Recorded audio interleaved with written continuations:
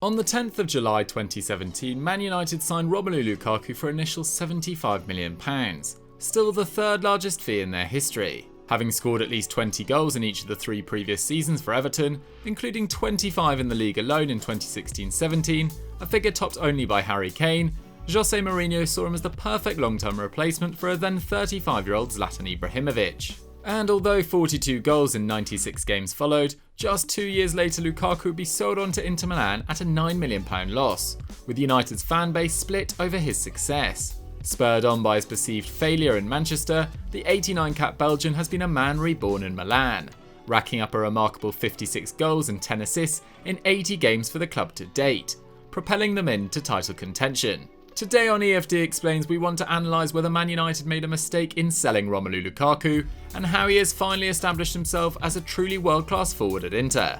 Old Trafford troubles.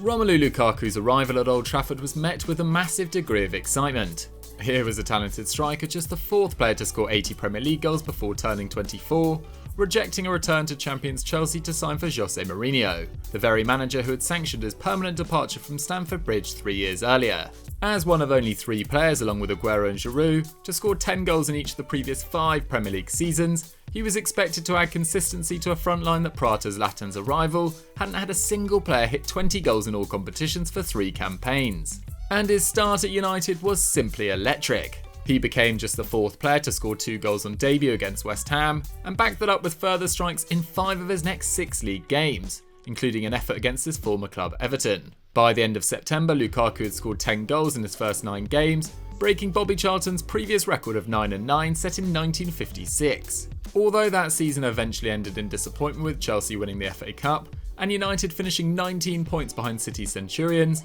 Lukaku could rightly be satisfied with his 27 goals in all competitions, his best return to date, and surpassing 100 Premier League goals, becoming the youngest ever to do so. But despite Mourinho labelling him as untouchable in his team, there were still rumbles of discontent amongst supporters. Criticised for his inconsistent touches and occasionally errant shooting, Red Devils fans believed that the 6'3" frontman too often slowed down their play in transition.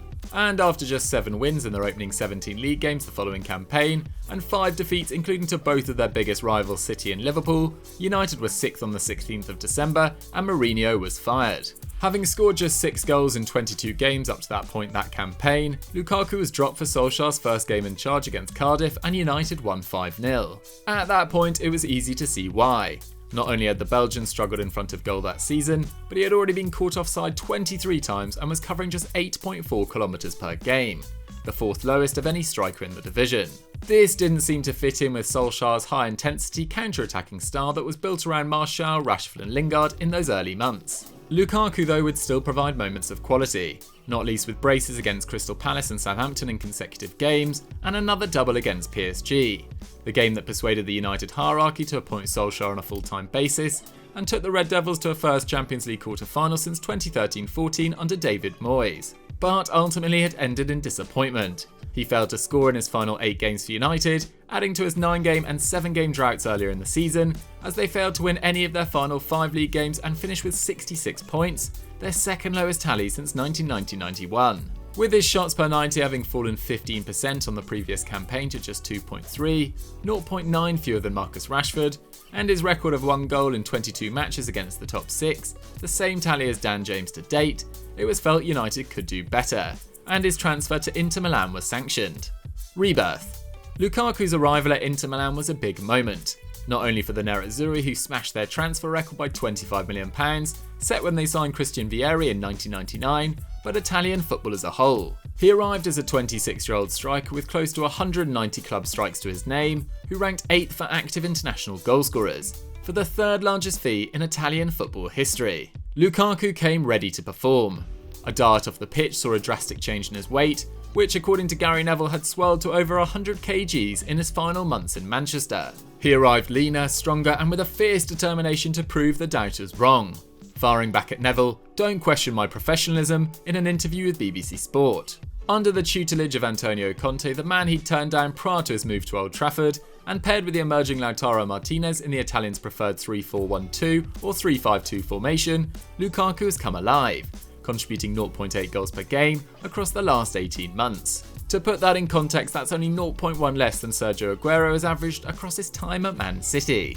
But whilst Lukaku's goal-scoring record has never really been questioned, what has been more impressive is the improvement Conte has elicited in his all-round game. Whereas the Belgian was often on the periphery at United, shunted around depending on the opposition and formation, and often ending up on the right wing, a position which doesn't really suit him, he's central under Conte, with his passes per game going from 16.7 in 18-19 to 20.5 this term.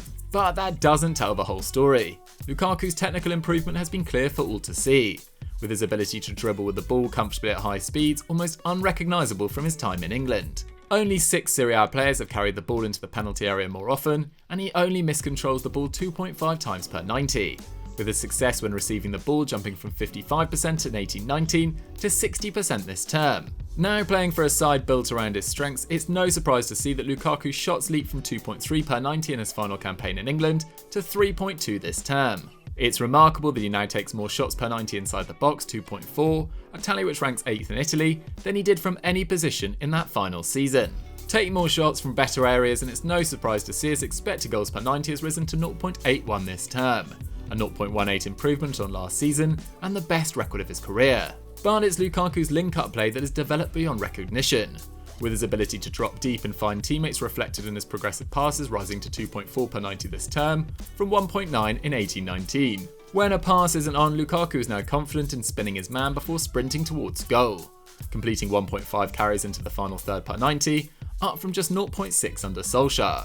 Unsurprisingly, this has seen a marked improvement in his ability to create for others, with his expected assists per 90 rising to 0.27 this term, more than players like Maddison, Son and Mane in the Premier League. He's already laid on 4 assists for teammates in Serie A this season, more than he managed in his previous 2 seasons combined. His expected goals and assists per 90 rate of 1.08 is better than Cristiano Ronaldo's and ranks 8th in Europe. Currently averaging a goal every 102 minutes in the League and Champions League this campaign, a drop of 39 minutes on his rate from 18-19 and 19-20, Conte knows just how essential Lukaku is to his title bid.